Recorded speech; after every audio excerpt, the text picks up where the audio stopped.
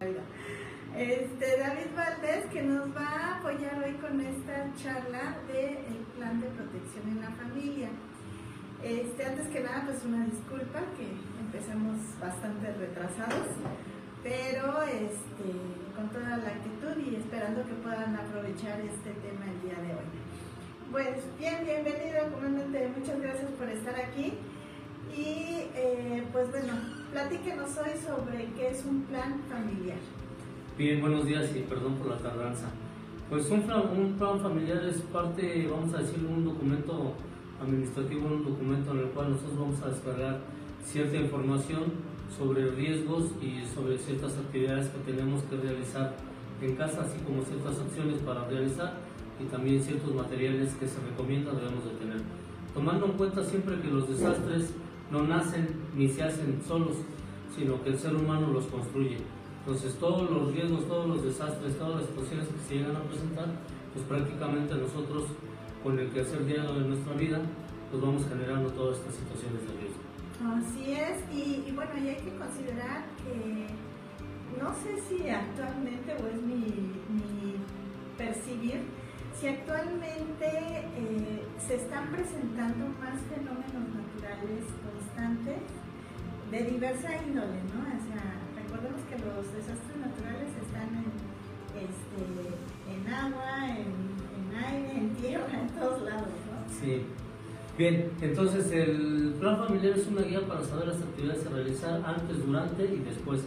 Dentro de todas estas acciones también la capacitación en los diferentes temas es una situación muy importante. ¿Y para qué nos vamos a preparar entonces para cada fenómeno de la protección civil o cada fenómeno perturbador que se pueda presentar en nuestras comunidades? No todas las comunidades tienen los mismos riesgos, no todas tenemos deslizamiento de laderas, por ejemplo, pero si no tenemos deslizamiento de laderas podemos tener problemas de inundación, ya que la gravedad no es la suficiente y entonces no hay buenas corrientes del agua en temporada de lluvias. Entonces, aplicar ciertas medidas de autoprotección en caso de sismo, qué es lo que vamos a hacer, en caso de inundación, igual también cuáles son las acciones que vamos a tomar antes para evitar cualquier situación de inundación y ya durante las lluvias también prever ciertas situaciones de riesgo que se nos puedan presentar. El plan familiar es un plan así como que muy básico, en el cual vamos a trabajar con 4 pasos. Primero, vamos a detectar y reducir los riesgos. En el segundo paso vamos a diseñar rutas de evacuación. Yo sé que de repente va a ser complicado y uno va a decir, bueno, en mi casa, ¿cómo voy a diseñar mis rutas de evacuación? Si nada más tengo una sola entrada y esa misma sirve de salida o viceversa. Aún así debemos de tener ciertas situaciones en estos planes para poder tener tiempos, para poder ver riesgos y algunas otras cosas. En el paso 3 vamos a tomar la mejor decisión, qué es lo más efectivo para realizar. Imaginémonos, como hemos hablado anteriormente, se está quemando el sartén, le aventamos agua, esa no es la mejor decisión. Entonces vamos a ver aquí la toma de decisiones cuál va a ser la mejor decisión y realizar los simulacros tal y como lo debemos de realizar. Entonces en el paso número 1, detectar y reducir los riesgos al interior de nuestros domicilios. ¿Cuáles son los riesgos? Hablábamos de la época de diciembre que ponemos un árbol de Navidad, le ponemos muchas series, sobre todo series orientales, que con el paso de los días nos van a generar una situación de riesgo. Se empieza a quemar el árbol de Navidad, no tenemos un extintor, le aventamos agua y ya tenemos una descarga eléctrica hacia la persona que aventó esa agua. En el tema del gas LP, todo el mundo le tenemos miedo al gas LP, más sin en cambio muchos hacemos instalaciones inadecuadas, con manguera de plástico de color amarillo, sin abrazaderas, le metemos alambre recocido, no metemos los reguladores para las presiones o los aparatos o los recipientes que deben de ser los adecuados.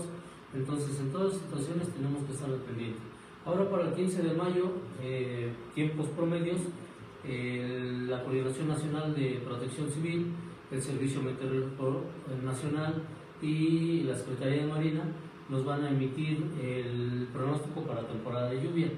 Entonces ahí ya más o menos vamos a tener un panorama si se presenta el efecto del niño o la niña y vamos a tener una idea en este año 2025 cuál va a ser el pronóstico de lluvias que se van a presentar tanto en el Atlántico como en el Pacífico.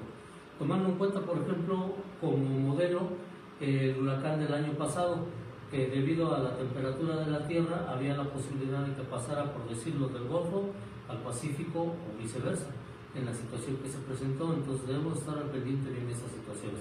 Obviamente para las comunidades que viven en las partes altas, los deslizamientos de laderas son muy susceptibles de que puedan pasar. ¿Por qué? Porque ya llegaron, quitaron los árboles, hubo cierto cambio en todo ese terreno, viene la temporada de lluvias, reblandecen los terrenos y se colapsan las partes altas. Entonces también debemos de estar al pendiente de todas las situaciones. Las temporadas de frío pues prácticamente ya las estamos terminando de pasar, aunque nos dice el pronóstico que los últimos 2 frentes fríos se van a presentar en mayo. Entonces, a grandes rasgos nos vamos preparando sobre todas esas situaciones. Nuestras instalaciones eléctricas que estén bien aterrizadas, evitar que los niños metan ciertos materiales metálicos en los contactos, y con todas esas observaciones vamos reduciendo un poquito los riesgos dentro de nuestros domicilios. Entonces, las instalaciones eléctricas siempre van a ser importantes. Ahora, de repente estamos acostumbrados a conectar un aparato, obviamente que lo conectamos desde la base, desde donde entra el cable, pero muchas veces para desconectar estamos acostumbrados a nada más jalar el cable. Eso repetido en muchas ocasiones, obviamente que nos va a generar que estos álamos o estos cables vayan teniendo un poco de daños. Entonces son situaciones también que tenemos que ir visualizando, no poner los cables de energía eléctrica debajo de los muebles, entre algunas otras cosas. Las instalaciones hidráulicas también tener mucho cuidado, darles mantenimiento periódicamente, fijar ciertos muebles o ciertos artículos de nuestra casa a la pared, porque en caso de sismo pues se pueden llegar a caer sobre alguien, sobre algún menor, algún vidrio se puede llegar a romper. Entonces checar todas las situaciones. Instalaciones de gas siempre vamos a infundir mucho esa parte de que las instalaciones de gas siempre deben de estar bien al cuidado, con un buen mantenimiento para evitar cualquier situación. Incluso también nuestras propias instalaciones en la casa, las marquesinas, las macetas que ponemos en la parte de arriba. Si mi casa ya tiene algunas grietas, hay que ver si son estructurales, no estructurales, si me van a causar daño, a tener el conocimiento de cómo fue fabricada mi casa, cómo se fue realizando, cómo se fue llevando la construcción, si fue autoconstrucción, que se hizo una parte, luego se hizo otra parte. Eso obviamente con el paso del tiempo nos va generando ciertas situaciones de grietas dentro de nuestras instalaciones. Ok, entonces pues yo les pediría mucho que tuvieran observación en sus casas, ¿no? Sea una casa pequeña o sea una casa grande, sí debemos de tener mucha vigilancia en qué es lo que nos está rodeando, ¿no? Como dice, desde cómo debo de desconectar un cable, pues tiene su sentido, ¿no? Por algo trae una perillita el cable más grueso, que es de donde lo debemos de tomar adecuadamente para poderlo desconectar. También eso de las grietas, ¿no? Nos acostumbramos a ver nuestras casas como poco a poco se van deteriorando y ya, o sea, simplemente así, y de pronto pues nos va a caer un pedazo de losa, nos va a caer la puerta encima, nos va el muro, ¿no? ¿Cuántas veces no hemos pasado por la calle y las bardas ya están inclinadas, donde están perdiendo ya su postura original, ¿no? Entonces sí debemos de ser observadores y en el momento que se detecte una zona de riesgo, pues atenderla, ¿no? Atenderla en la medida de lo posible. Si se puede reestructurar, pues bien, y si no, pues mejor quitarlo, ¿no? Sí, en este caso muy probablemente se puede realizar un escrito o a lo mejor un simple llamado a las áreas de protección civil del municipio donde uno reside, solicitar el apoyo. A lo mejor sí, de cierta manera no va a ser un servicio de urgencia, no se va a atender la llamada al momento, pero sí cuando haya un espacio en las áreas atenderán esta situación y entonces ya nos darán una recomendación si el agrietamiento es estructural, no es estructural, se tiene que reparar de momento o puede permanecer, porque si de repente somos una sociedad muy dada a que no pasa nada. La manguera de plástico de gasa nunca ha pasado nada. El perro que sale y ladra pues nunca ha mordido a nadie, ¿no? Y a nadie le va a morder y de repente se presenta la situación. Entonces sí, ir viendo siempre esas situaciones, incluso antes de la temporada de lluvia pues, se recomienda barrer los frentes de nuestras casas y la basura no llevarla a la coladera, porque pues, entonces a fin de cuentas va a ser lo mismo, ¿no? Entonces ir previendo todas estas situaciones para que con el paso de las temporadas del año o las situaciones que se puedan presentar, vamos minimizando los riesgos. Okay. Bien, en el paso número 2 vamos a identificar las zonas de riesgo. Es importante igual también aquí, aunque sean dentro de nuestro domicilio, poner cierta señalización o acostumbrarnos a tener cierta señalización. Se recomienda tener un croquis en el cual, vamos a decir, como una empresa, o a lo mejor de repente nosotros entramos a un supermercado y nos encontramos con que hay un croquis, un documento en el cual nos dicen dónde están los botiquines, la ruta de evacuación, los extintores, los hidrantes. En casa igual tener más o menos un panorama de cuáles son los riesgos, y esto nos va a ayudar a disminuir también ciertas situaciones que nos puedan generar un riesgo. Y en tal caso, bueno, pues hacer el croquis, ver cuáles son las partes de mayor riesgo, a lo mejor la cocina por el gas LP, a lo mejor el área del patio por algún cilindro, entre algunas otras situaciones. Pero también es importante la parte externa, porque a lo mejor a un lado de mi casa puede haber una empresa, por ejemplo, que fabrica hielo. Hace poquito en uno de los estados del norte de la República Mexicana, en la zona centro de ese municipio propiamente, se presenta una evacuación como de 300 personas alrededor de las 5 de la mañana. Motivo: a un lado de los domicilios, en una zona habitacional, se encuentra una fábrica de gas. Para poder hacer el proceso del agua líquida, hacerla hielo, se ocupa en muchos espacios amoníaco. El amoníaco en una fuga representa una situación de mucho riesgo. Entonces es recomendable que siempre dentro de nuestros domicilios veamos los riesgos, pero al exterior también. Si en mi casa hay un terreno baldío, y en este terreno baldío el año pasado, en junio y julio, llovió bastante, como fue en toda la parte del Estado de México, y la hierba creció mucho, que incluso creció hierba de más de 2 metros de alto, y como no es mi terreno, pues no hago nada, ¿no? De repente cuando alguien a ciertos metros quema la basura, vuelan las pavesas y empieza a quemar toda esta basura, y toda esta hierba, obviamente que se va a ver involucrado mi terreno o mi casa habitación. Entonces, no dejar pasar todos los riesgos que se encuentran también alrededor de nuestro domicilio, porque con eso vamos a generar también una situación de autoprotección. Sí, y como dice, sobre todo buscar las rutas de evacuación, ¿no? Sí, tengo que saber qué hacer de momento y para pronto, pero si no sé por dónde salir, pues va a ser más complicado, ¿no? Hay muchas veces que, perdón por decirlo así, pero las áreas de protección civil, llegamos a las escuelas, a los domicilios y recomendamos la evacuación, y de repente nos olvidamos del repliegue. El repliegue también es una parte muy importante porque nos va a permitir tener ciertas acciones de seguridad. Vamos a decir que empieza a temblar, si yo me salgo y pasa un coche rápido y a su vez en ese momento pierde el control, pues al momento en que salió mi familia, pues ya la expuse a esa situación. Si pasan cables de 23.000 voltios y se llega a caer un cable de estos, ya la puse en un riesgo mayor. Entonces siempre va a ser importante ver todas estas situaciones. Hay que tener zonas de seguridad internas donde sabemos que dentro de nuestro domicilio no nos va a pasar gran cosa, y zonas de seguridad o puntos de reunión externos en donde podamos llegar, no sé, a un kiosco, a la explanada, a un área de estacionamiento, obviamente que no tenga árboles altos o algunas otras situaciones que reúnan las condiciones de seguridad para proteger a mi familia, y entonces ahí voy a generar mi control. Perfecto, muy bien. Bien, en el plazo número 3, en la ejecución del plan, vamos a saber qué hacer precisamente en caso de sismo, para que no nos pase de repente, ¿no? Como algunas veces vemos en los noticiarios, que de repente empieza a temblar y pues encontramos que la gente sale en paños menores o ropa interior hacia la calle.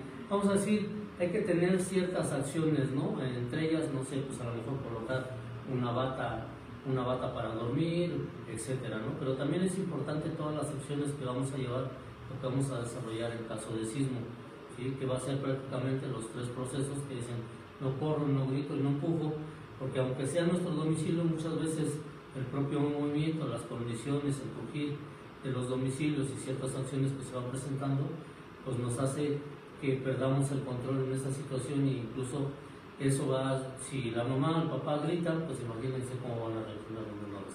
Sí, entonces sí tenemos mucho cuidado. Es mantener la calma, ¿no?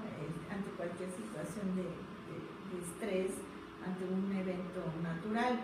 Sí es bien cierto de que los papás somos los generadores del pánico en el niño, ¿no? Afortunadamente ya han incidido los elementos de protección civil de cualquier área en varias escuelas, y ahora afortunadamente los niños calman a los papás, ¿no? Porque ya saben cómo dirigirse, pero pues mantengamos la calma, ¿no? O sea, de verdad, a veces caen en un pánico que descontrolan al niño, ¿no? Y lo ponen en riesgo, no solo descontrolarlo, sino que hacen actos que los ponen en riesgo a los niños y a ellos mismos, ¿no? A los papás. Sí, bien, si muchas áreas de protección civil a nivel de Estado de México se han dedicado a llevar esta capacitación, muchas veces hacemos mención que no nomás se trata de, ahora sí como hacemos mención en algunas escuelas, no se trata de salir para afuera y entrar para adentro, no se trata nada más de hacer la evacuación, permanecer un rato y volver a retornar nuestras actividades, no, sino que simplemente tenemos que hacer una buena valoración. Si vamos a hacer una evacuación, vamos a activar nuestras brigadas de emergencia. Cada miembro de la familia, por ejemplo, en este caso, tiene que tener una comisión. A lo mejor uno va a llevar un botiquín, uno va a llevar un extintor. Podemos hacer una evaluación, cuánto tiempo hicimos. No nos vayamos muchas veces a que si yo evacúo mi casa en 3 segundos, lo hice bien, porque a lo mejor puede resultar alguno de mis familiares lastimados. Entonces hay que considerar tiempo y hay que considerar también la seguridad. Son dos cosas que son muy importantes que tenemos que ver. Y al final vamos a decir que va a ingresar alguien, va a ser un rastreo, va a ver si hubo daños, va a ver cuáles son las condiciones para volver a retornar a nuestro hogar. Y entonces hacemos a lo mejor un pequeño resumen, una pequeña plática con nuestra familia, cómo actuamos, a quién sí le dio miedo, quién tuvo la reacción, quién nos dio indicaciones, como usted hace mención que hoy en día los menores, esto es como en el COVID, cuando íbamos a salir, ya estábamos por salir y el menor nos acordaba, oye, cubrebocas, y ya usaste gel y ya generaste estas situaciones. Entonces sí, es todavía trabajar un poquito mucho con esa parte, pero sí es ejecutar estos planes en el caso del sismo. Entonces debemos de tener mucho cuidado con todas estas situaciones. En la temporada de lluvias hay que tener mucho cuidado que las inundaciones también nos van a generar cortocircuitos y los cortocircuitos nos van a generar incendios.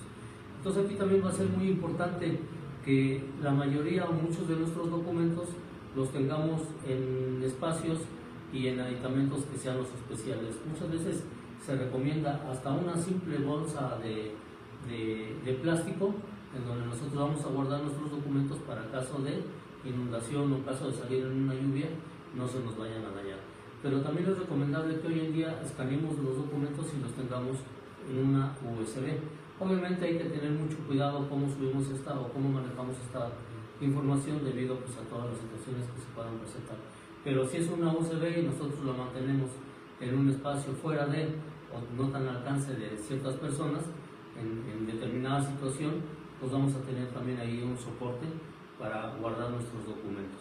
Si vivimos en laderas, hacemos mención, hay que tener mucho cuidado, hay que estar al pendiente si de repente esa ladera se empieza a gritar, si hay deforestación, si hay ciertas acciones, pues emitir la voz de alerta a Protección Civil para que ellos se presenten y entonces hagan el estudio correspondiente.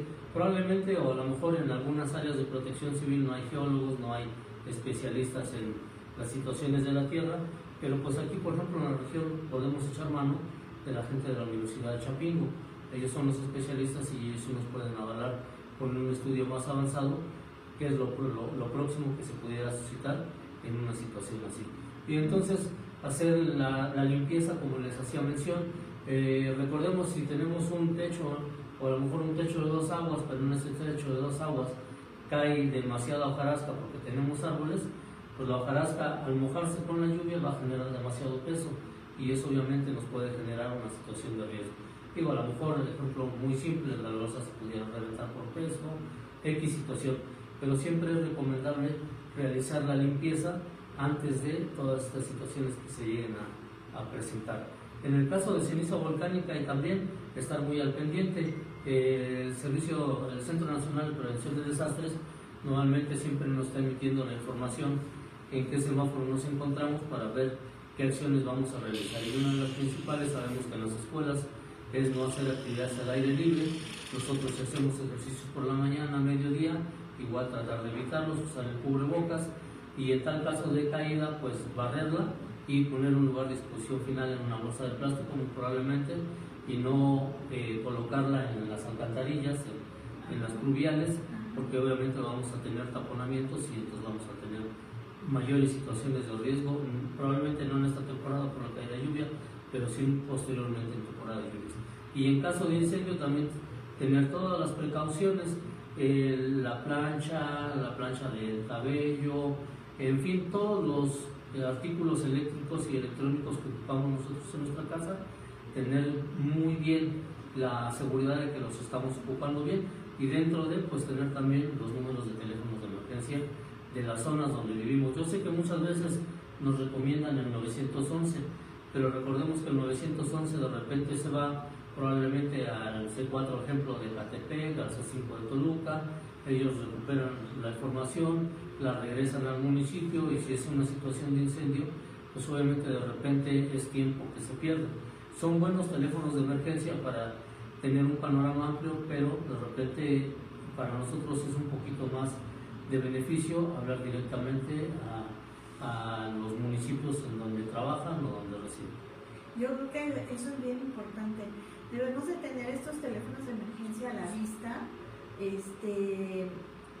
donde nosotros consideremos que podemos tener el acceso rápido, ¿no? No sé, en el refri, atrás de la puerta, en el espejo, ¿no? Donde sepamos que vamos a pararnos ahí, ¿no? Y que va a estar accesible a cualquiera de los integrantes de nuestra familia.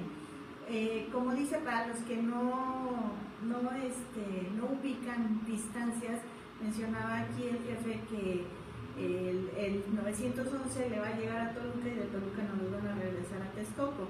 Estamos hablando que Toluca de aquí está como a 3 horas, entonces, obvio, vía telefónica es rápido, ¿no? Pero la atención o el número de llamadas que llegan a Toluca, como es la capital, pues serían muchísimas, y el tiempo que tardan en regresar a los municipios que corresponden, pues son pérdidas de tiempo bastante importantes, y que pueden ser el hilo entre la vida y la muerte de algunas personas, ¿no? Entonces, sí mantengan sus teléfonos actualizados de sus zonas de protección civil, de policía, donde ustedes tengan el acceso de una manera práctica, ¿no?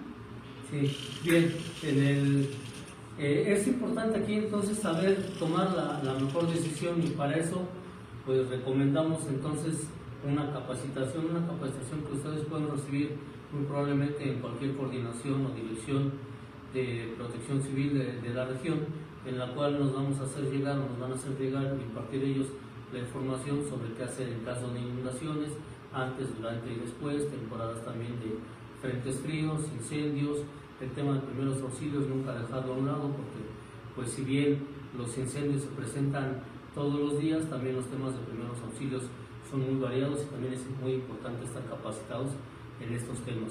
En el cuarto paso, realizar los simulacros y asignar tareas a cada habitante. Esto es como un programa de protección civil dentro de una empresa, que se forman las brigadas, está el jefe de todas las brigadas, está una persona a segundo nivel como responsable, y de ahí se derivan todas las brigadas, que puede ser la brigada de evacuación, la brigada de primeros auxilios, la brigada de búsqueda y rescate, en algunas agrega la brigada de comunicación, la brigada de seguridad, en fin, dependiendo de las circunstancias es lo que vamos a tener.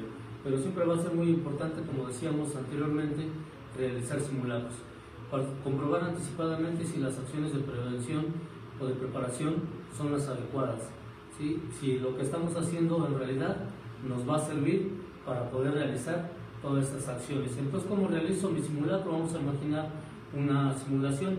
Ahorita la Coordinación Nacional de Protección Civil nos acaba de mandar un comunicado donde en abril, me parece, vamos a realizar nuestro simulacro a nivel nacional. Entonces, hacemos una hipótesis y fijamos responsabilidades, emitimos una voz, una alarma, una alerta, interrumpimos ciertos aparatos, ciertas situaciones que nos pueden generar, les cerramos el gas, la luz, etcétera.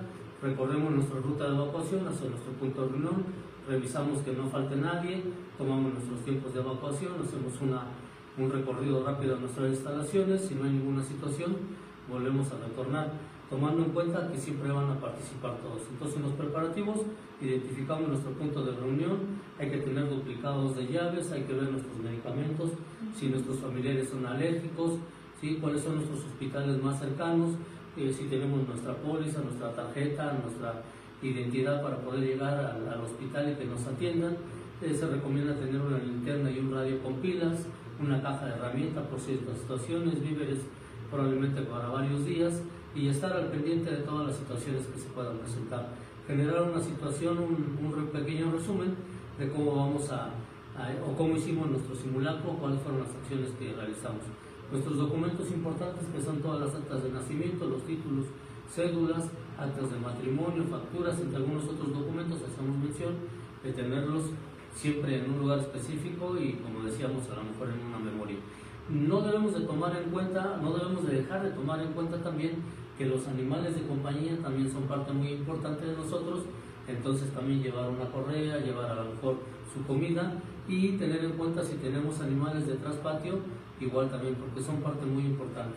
La maleta de vida, la mochila de emergencia, en fin, todos los materiales que deben de llevar ahí, linterna, radio, agua, alimentos para beber, alimentos no perecederos, ropa para en caso de lluvia, dinero, algunas hojas, bolígrafos, pañales, encendedores, cobijas, entre algunas otras cosas.